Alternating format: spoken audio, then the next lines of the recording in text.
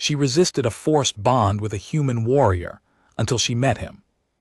The shackle was not made of metal, it was made of law. Caldero did not look at her when they locked the bonding cuff around his wrist. He stared straight ahead, jaw tight, the muscles along his neck pulled like cable wire under tension. He was tall for a human, broad at the shoulder, with a face that had been through something hard and had not forgotten it. Across the room, Zira of the Velshar stood with her arms crossed and her silver eyes fixed on the far wall, refusing to look at anyone. The chamber was cold. The interspecies accord authority always kept their rooms cold, as if discomfort kept the proceedings honest. A senior officer read the terms aloud in 3 languages, Alliance Standard, Velshar, and a third tongue Zira did not recognize, which she suspected was included only for ceremony. She had been told about this 3 weeks ago. Her commander had summoned her with a tone she had never heard from him before, something low and careful, like a man walking on ice he was not sure would hold. He told her that the Accord had selected 2 individuals for what they called a stabilization pairing. It was a diplomatic initiative. It would last 2 years minimum. The human assigned to her was a veteran of the Outer Reach campaigns. His file described him as capable, disciplined, and difficult. She had read his file twice. She had memorized it and then hated herself for doing so. The Velshar did not bond lightly. To her people, a bond was not a document. It was not a ceremony or a handshake or a photograph taken for political purposes. A bond was a thread of the self, given freely to another. It could not be assigned. It could not be scheduled. The idea that the Accord could look at 2 living beings and say, "You will trust each other, you will share space and breath in the quiet hours of the night," was not just insulting. It was grotesque. Zira had filed 3 formal objections. She had spoken before a review panel. She had contacted her homeworld's representative twice. None of it changed anything. The Accord needed this pairing for reasons tied to the peace talks on Varath IV, and peace, apparently, required her cooperation whether she gave it freely or not. So here she stood, in a cold room, while a bureaucrat read terms over a cuff she had not chosen, paired to a man who had not looked at her once since entering the room. When the reading was done, Cale finally turned his head. His eyes were brown, she noticed. Not the flat dark brown of carbon-rich soil, but something closer to aged wood, something that had layers if you looked past the surface. He looked at her the way she imagined he looked at most things, directly, without apology, without the performance of warmth he did not feel. "I know you didn't want this," he said. His voice was lower than she expected, quiet for such a large person. "Neither did you," she said. He nodded once, "Then we understand each other." He turned and walked toward the exit. She followed, because the cuff required proximity within 40 meters at all times for the first 90 days, and because she had no other choice. The door slid open ahead of him, and the corridor beyond was long and white, and felt like a future she had not agreed to enter. She entered it anyway. Their assigned quarters were on a station called the Herath Point, a mid-range diplomatic hub positioned between human space and the Velshar border. It was not large. 2 rooms divided by a shared common space, a kitchen unit that processed 16 types of cuisine if you knew the correct commands, and a narrow window that looked out at nothing but stars and the slow turning dark. The first night, neither of them spoke. He made food, something that smelled of grain and salt and something deeper, and left a portion on the counter without a word. She did not eat it while he was watching, but later, when the lights in his room had been dark for an hour, she stood in the kitchen and tasted it. It was warm. It was simple. It was, against all expectation, not bad. She stood at the window for a long time after that, looking at the stars, trying to find the one her homeworld circled. She could not locate it. The sky here was wrong, too crowded, too rearranged, and she felt the particular loneliness of being unable to find the light that had always been home. She did not cry. She was Velshar. They were not a people who cried over stars. But she stood there for a long time, and she did not sleep until nearly morning. 3 days passed before anything changed. Cale rose before she did, which she discovered only because the kitchen smelled of something hot when she emerged from her room. He was already dressed, seated at the small table with a data pad, reading something she could not see the title of. He did not look up when she entered. She had noticed he did not fill silences with noise the way some humans did. He existed in quiet with a kind of ease that surprised her. She fixed herself a drink from the kitchen unit, something close to Velshar Morning Blend, and sat down across from him. "What are you reading?" she asked. She did not know why she asked. The question came out before she had decided to ask it. He turned the pad so she could see the cover. It was a report on the Varath IV border situation, dense with figures and territorial mapping, not recreational reading. Work. "You are preparing for the summit," she said. "We both need to be prepared," he said. "It starts in 11 days. I read your file. You were in the Ventnor negotiations 2 years ago." "I observed," she said. "I was not lead." "You identified the clause that was going to collapse the third round of talks before anyone else did. Your commander noted it." She looked at him carefully. "You read my file." "You read mine," he said, "twice." Her silver eyes went very still. Velshar eyes were expressive in ways humans sometimes could not read, but she knew her own tells. She had been surprised and he had caught it. "The Accord sends both files to both parties," he said, without any smugness she could detect. He was simply stating fact. "I read yours once. I imagine you are more thorough than I am." "I read everything twice," she said. "Velshar practice." "Good habit," he said, and returned to his report. She sat there for a moment longer than she needed to, her drink warm in her hands, trying to locate the shape of what she was feeling. It was not quite comfort. It was something smaller and stranger than that. It was the feeling of being seen and not found wanting. She was not ready to name it anything yet. On the 5th day, she found him in the common room at 2 in the morning, sitting on the floor with his back against the wall and his knees drawn up and his eyes fixed on nothing. He was not asleep. He was not reading.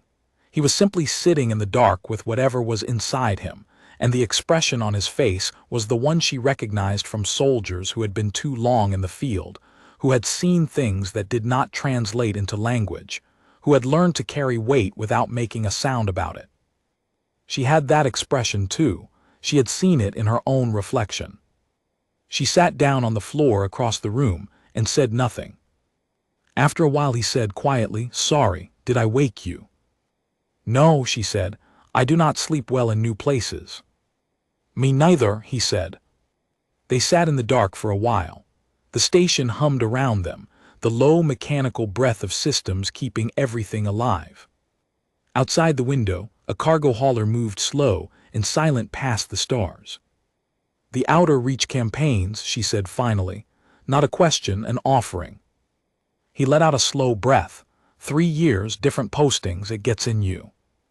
"Yes," she said, "it does." He looked at her across the dark room. She looked back. Something passed between them that did not need a word, the kind of recognition that happens when two people discover they have walked through the same kind of fire, even if the fires had different names. She did not trust him yet. She was not close to trusting him. But she was no longer afraid of him, and that was something. On the 7th day, they had their first disagreement. It was over the summit approach. Specifically, over how to handle the opening address which both of them had been asked to contribute to. Kale wanted directness, a plain statement of terms and objectives, no ceremonial framing. Zira believed that for Velshar delegates, the opening address was not informational, it was relational. It set the emotional temperature for everything that followed. "If you open with a list of objectives," she said, "you will signal to every Velshar in that room that the humans view this summit as a transaction." "It is a transaction," he said, "not cruelly, just directly." "Of course it is," she said, "but if you say so in the first breath, you have already lost the room. My people do not negotiate when they feel reduced." He was quiet. She could see him thinking, which was different from him being silenced. He was actually considering what she had said. "What would you add?" he asked. She reached across the table and picked up his data pad. She wrote 4 sentences. She handed it back.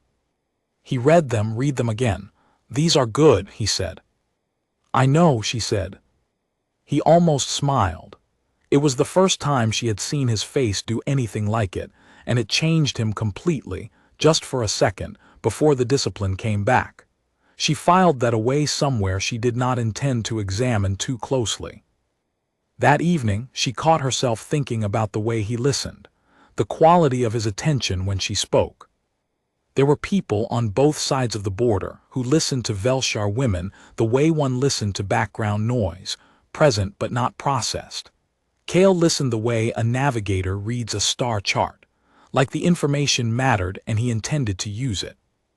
She did not know what to do with that. She went to her room and sat with the discomfort of it until she could breathe normally again. On the 10th day, they began to move around each other differently, less careful, less angled. She stopped tensing when he passed close to her in the kitchen. He stopped checking where she was before he spoke. The 40-meter proximity rule of the cuff had become irrelevant in practical terms, because they were rarely more than a room apart anyway, and she had stopped noticing the weight of it on her wrist. What she noticed instead was smaller things. The way he set his coffee down to the left of whatever he was reading. The way he stretched his neck when he was tired, a slow tilt to one side and then the other. The way he went quiet when he was done talking, not expectant quiet, not the quiet of someone waiting to be thanked or agreed with, just the simple quiet of a man who had said what he meant and was finished. She was not falling for him. She was very clear about that. She was simply learning him. The way you learn a route, step by step, until the path becomes familiar enough that your feet know where to go. The summit was in one day. The real work was about to begin. And somewhere underneath all her discipline and all her resolve, something had shifted without her permission. She sat at the window that night and looked at the stars, and this time, without trying, she found the one she was looking for. The summit opened at 700 hours station time, in a hall built to hold 600 people, and currently holding 312, each of them carrying the weight of a sector that was one wrong word away from returning to war. Zira stood at Kale's left as the delegates filed in. She had dressed in full Velshar formal, which meant the silver-threaded coat that reached her ankles and the braided cords at her shoulder that indicated her rank and her homeworld and her family line.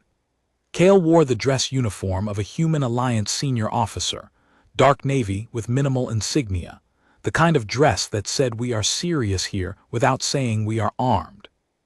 He looked like someone who had spent years becoming impossible to read, and she was beginning to suspect she was one of the few people who could read him anyway.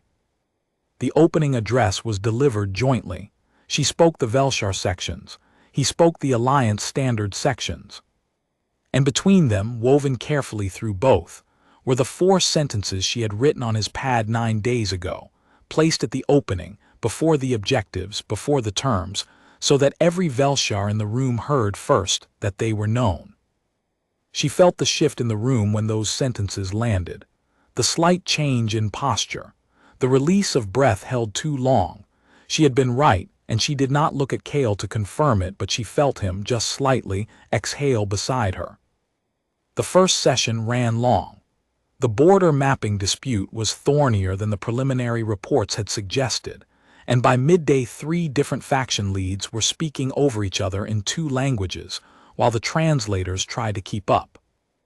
Zira leaned toward Kale once, just briefly, to say, "The Velshar delegate on the far left has been given authority to concede on the Northern Passage, but has not been told he can do so without losing face. He needs an exit. Someone needs to offer him one." Kale processed this in approximately 4 seconds. He raised his hand and requested the floor. He then proposed a joint survey commission for the Northern Passage, framed not as a concession by either side but as a shared action. He presented it in a tone so dry and procedural that it sounded like paperwork, and the delegate on the far left agreed to it in under 2 minutes. Afterward, during the midday break, Kale found her at the edge of the room and handed her a cup of something warm. "Where did you learn to read rooms like that?" he asked. "My mother," she said. "She was a diplomat before she was anything else." "What was she after?" "My mother," Zira said, and found to her surprise that she was smiling. He looked at her for a moment, and then he did the almost smile again, the one that lasted only a second before the discipline pulled it back. But this time she caught it fully, the whole shape of it, and she understood that it was not suppressed because he was cold. It was suppressed because whatever it was, it meant something, and he was careful with things that meant something. She looked away. She drank her warm cup of whatever it was, something human and slightly sweet, and told herself that the feeling in her chest was simply the satisfaction of good work done in a difficult room. She was not quite ready to call it anything else. The afternoon session broke along expected lines. The human faction leads wanted binding timelines. The Velshar wanted conditional language that allowed for renegotiation. It was the same tension it had always been, and it was not going to resolve in a single day, and everyone in the room knew it. The question was whether both sides could agree to meet again, and on what terms, and without anyone feeling that they had lowered themselves. Zira drafted the interim agreement language from the Velshar perspective. Kale reviewed it, made 3 changes, handed it back. She changed 2 of his changes back. He read her reasoning on the margin, nodded, accepted it. They submitted the draft jointly. It was approved by both faction leads, with 40 minutes to spare before the session clock ran out. When the doors opened and the delegates began to move toward the reception hall, Zira stood for a moment in the emptying chamber and felt the very specific exhaustion of a day that had mattered. Kale stood beside her, hands in his pockets, looking at the cleared table where hours of argument had finally become something workable. "Good day," he said. "Yes," she said. "You were right about the opening," he said. "I know. I'm going to stop being surprised when you're right," he said. She considered this. That would be efficient. He made a sound that was not quite a laugh but lived in that neighborhood. She stored it alongside the almost smile and the quality of his listening, and the way he had sat with her in the dark at 2 in the morning without trying to fix anything. At the reception, the Alliance Cultural Liaison introduced them to a small group of junior delegates as a pairing, and she watched the junior delegates try to make sense of what they were to each other. She watched their eyes move from the cuffs to their faces and back again, trying to read the nature of the thing. She had done the same calculation herself, 11 days ago, in a cold room. She understood now that the calculation was not the right tool. Some things could not be read at a glance. Some things required sitting with them in the dark. That night they returned to the quarters on Hareth Point. The station was quieter at this hour, the common areas empty, the distant sound of the cargo lanes a low hum through the walls. She sat at the table with a glass of Velshar evening blend, and he sat across from her with whatever he was drinking, and they talked, really talked, for the first time. She asked him about the outer reach. He told her, not all of it, but the shape of it, the cold and the long distances, and the 2 winters he spent on a station that had lost half its heating grid. She told him about the Ventnor negotiations, about the clause she had found buried in the secondary environmental annex that would have handed over mineral rights to a faction that had no legitimate claim to them. She told him about the moment she read it, the 3 a.m. moment, the cup of cold tea on the desk, and the sensation of something clicking into place. He listened, then he said, "You were the one who kept that deal from collapsing." "I was one of the ones," she said. "The file says you were the one," he said. She was quiet. Then she said, "I do not enjoy being reduced to a single moment." "Neither do I," he said, and she understood that this was not agreement for agreement's sake. He understood it the same way she did from the inside. They talked until late. She did not notice the time until she looked at the station clock and saw how far it had moved. She went to her room and lay down and looked at the ceiling and thought about the cuff on her wrist. She had been told a bond could not be assigned. She still believed that. but she was beginning to think that what the accord had done was not a sign of bond. What they had done was put two people in the same dark and then left them there. And in the dark, people either turn away from each other or they turn toward. She was not turning away. The second week of the summit was harder than the first. The mineral rights dispute in the Western Corridor came to the surface on day 3 of the second session, and it was worse than the preliminary data had suggested. Two Velshar faction leads had irreconcilable positions on the subterranean survey rights, and one of them, a delegate named Tor Vashin, was not interested in compromise. He was interested in winning. He made this clear through his posture, his word choices, and his refusal to make eye contact with anyone who had not already agreed with him. Zira had dealt with Tor Vashin once before. He was not, in her experience, a bad person. He was a person who had been burned by what he considered soft agreements, and he had decided at some point that hardness was the only currency that held its value. She spent an evening drafting 3 alternative framings of the survey rights question and brought them to Cale's room that night, knocking because she did not assume access. He opened the door looking like someone who had been working for several hours without a break. His hair was slightly less ordered than usual. He looked at the documents in her hands and stepped back to let her in. They worked until after midnight. She presented the 3 framings. He stress-tested each one against likely objections from the Alliance side. They discarded the first 2. The third one survived every objection they threw at it. Tor Vashin will not accept it from me, she said. He has already decided my position. Cale looked at the document. He'll accept it if it comes from outside the room. She looked at him. You have someone. There's a retired commander on the station. She did border arbitration for 12 years. Vashin respects her because she came down on the Velshar side in the Kurath matter, and everyone on his side of the table remembers it. Zira knew the Kurath matter. It had been settled long before she entered diplomatic work, but its reputation was solid. You know her. I served under her for 2 years, he said. She looked at him. You were prepared for this. I was prepared for the summit to get harder, he said. It always does. She held his gaze for a moment. She had been in rooms with very capable people her entire career, people who planned ahead, who read situations clearly, who moved with precision. She had not expected to find one here. In this arrangement she had fought against. In this pairing she had considered an insult. She thought about what it cost her to say what she was about to say, and she decided it did not cost her anything worth protecting. You are very good at this, she said. He looked at the table. So are you, he said. The retired commander agreed to meet with Tor Vashin privately the following morning. By afternoon, he had agreed to the 3rd framing. He presented it to the floor as if it had been his idea. No one challenged this. It was accepted. The Western Corridor survey rights question moved forward. At the end of that day, Zira found herself standing at the window of their quarters for the second time, but this time she was not looking for a star. She was thinking about what it would feel like when the 2 years were done, and the cuffs came off, and they went back to their separate lives. The thought arrived without warning, and stayed longer than she wanted. She did not examine it closely. She was Velshar.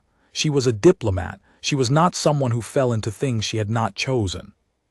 But she thought about the dark common room, and the 2 in the morning, and the way he had said nothing and let the quiet be enough.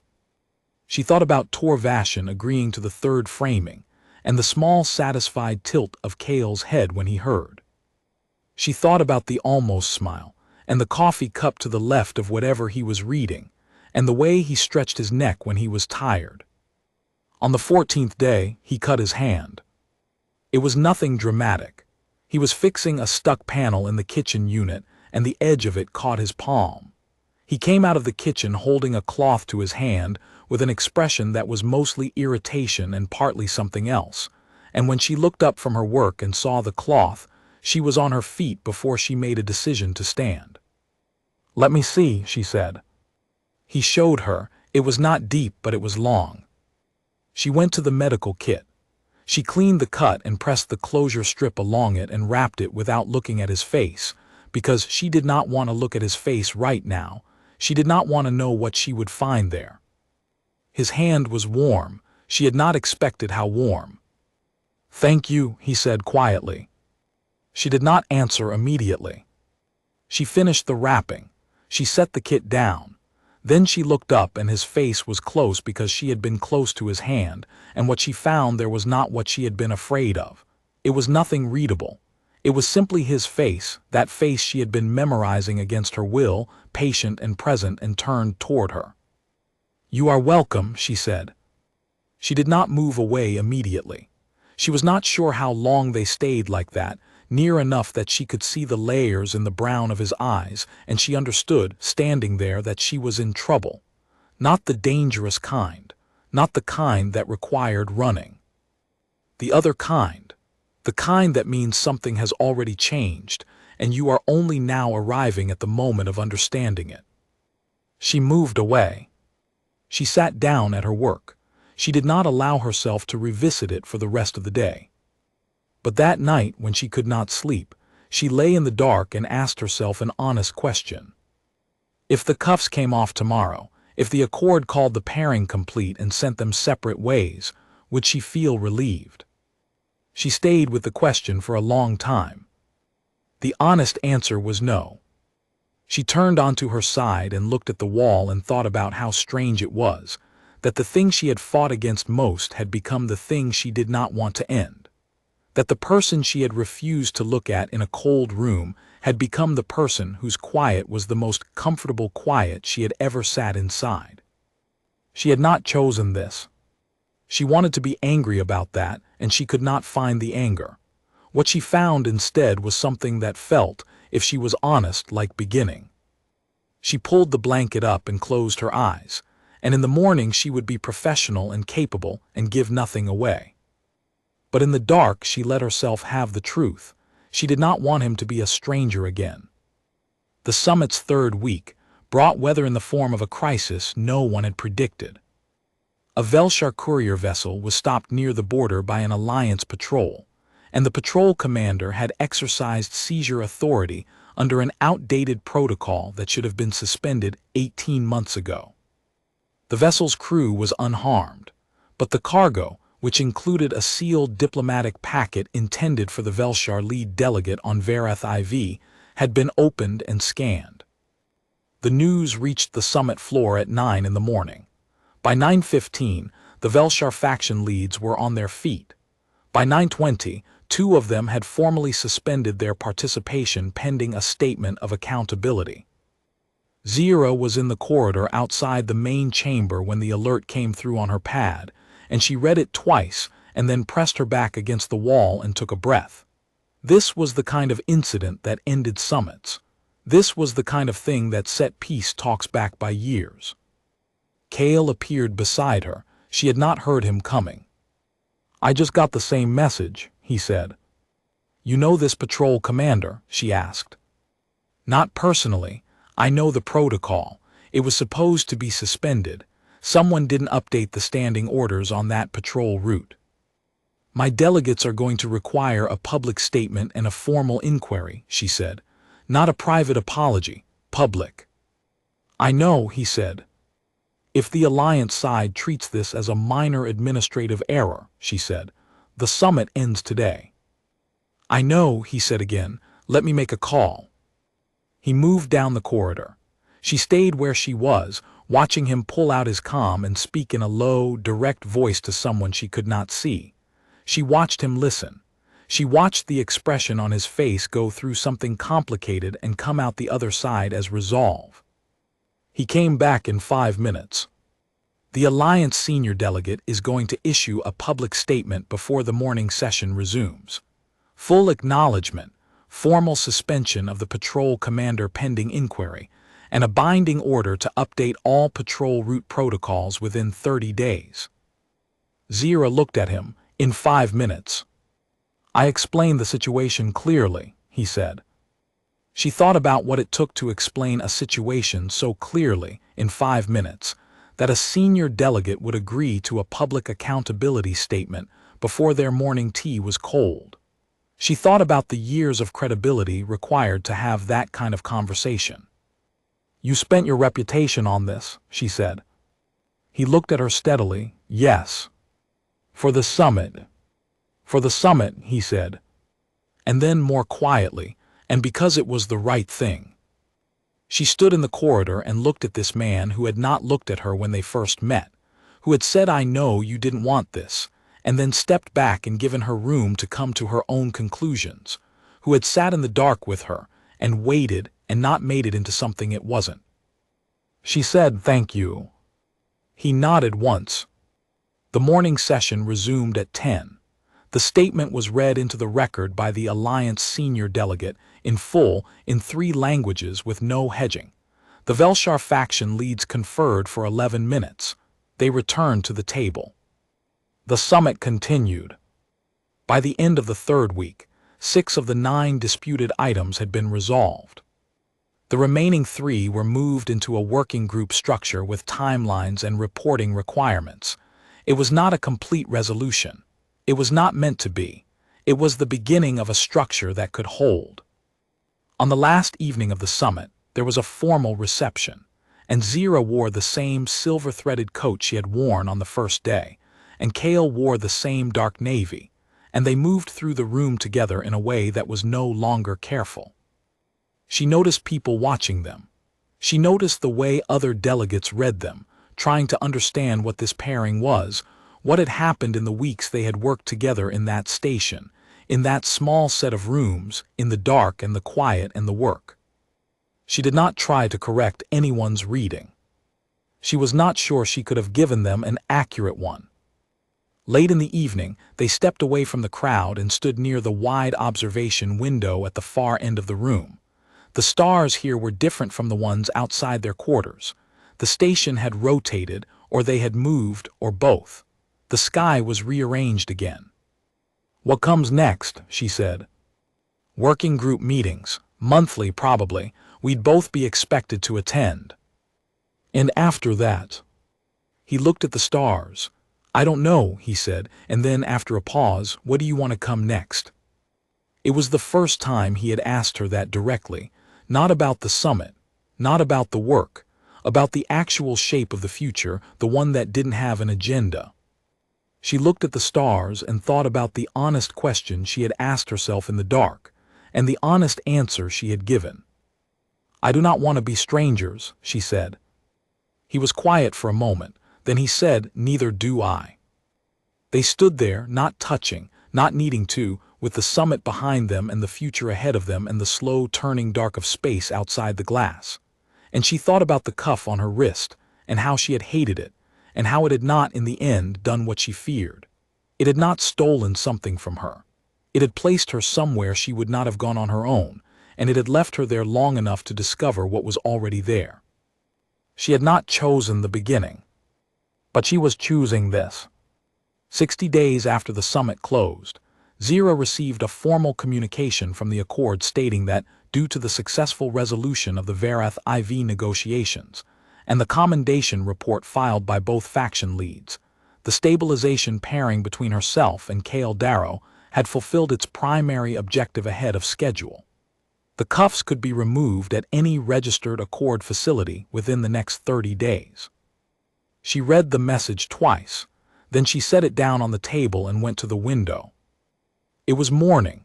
The stars had not yet faded into the pale light that passed for daytime on this side of the station. She could see the one she had learned to find, the dim and faithful point that she now located by habit, the light that meant home. She heard him come in from the kitchen, the sound of the coffee unit, the specific sound of him setting the cup to the left. "I got the message," she said. "So did I," he said. She turned around.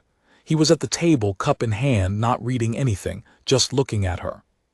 She crossed the room and sat down across from him, the way she had sat on the 5th morning, when she had asked what he was reading, and the answer had been a border report, and something had started without either of them announcing it. "The Velshar Working Group meets in 6 weeks," she said. I know, he said, I'll be there. She looked at the cuff on her wrist, 55 days of proximity, of quiet, of working through hard rooms together and sitting in the dark together, and learning each other the way navigators learn routes, slowly and specifically, until the path is familiar. I would like to remove them at the facility here, she said, if that suits you. It does, he said. And after, she said, I would like to continue. He looked at her. She held his gaze, which was the Velshar way of saying I mean this fully. Working together, he said. To begin with, she said. He was quiet for a moment, and then he gave her the full smile. Not the almost smile, not the half-suppressed, discipline-pulled version. The real thing. It was quiet and warm, and it reached all the way to those layered brown eyes, and it was exactly as significant as she had suspected it would be. To begin with, he agreed. She reached across the table, not touching him, just resting her hand flat on the surface between them, and he set his coffee down and placed his hand beside hers, close but not closed, the way you hold something you do not want to grip too tightly. They sat there in the morning, with the stars still visible through the window and the coffee going warm between them, and the future arranged itself quietly around them like a room they had both agreed to enter. She had resisted the bond. She had been right to resist it, because a bond given under force is not a bond at all. But this, what had grown in the quiet and the work and the dark and the honesty and the small faithful hours, this was hers. She had built it herself, on the other side of the resistance, on the far shore of everything she had fought against. And it was, she thought, the most Velshar thing she had ever done. A bond freely given is the only kind that holds. She had given this one freely. And it would hold.